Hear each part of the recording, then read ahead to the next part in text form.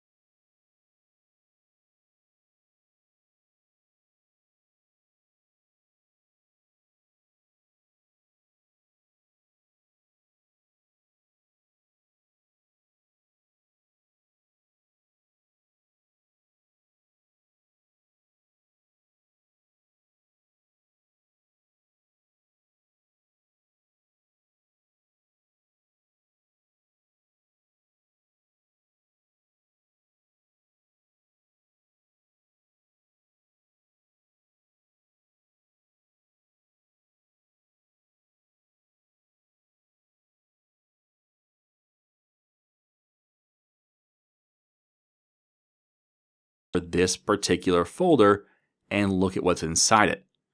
So that's what the inspect command does. So let's clear the screen again and do our Docker volume to give us that list again. In this time, what I want to do is I want to remove one or more volumes. So I can say Docker volume. Don't forget the Docker volume. I often forget that step because I'm just used to saying Docker and then running a command. But in this case, it's a volume command. So Docker volume rm, and again, paste in that entire ID. I've now removed that volume. So if I were to do a Docker volume space ls, you can see I have just that one volume now. And if we do a Docker volume to get our list back, another option is prune. So I can say Docker volume prune. with no other commands. And it says, hey, are you sure? Because this will remove all local volumes not used by at least one container. Well, guess what? I have no containers. So therefore, that's not a problem. So, are you sure you want to continue? Y for yes, you hit enter, and now it deleted that one volume, and it reclaimed the total space of 150 bytes. Not exactly going to free up my hard drive, but imagine if that was 150 gigabytes because you had some SQL databases in there that you weren't using anymore. That'd be significant. So now, let's do a clear screen first.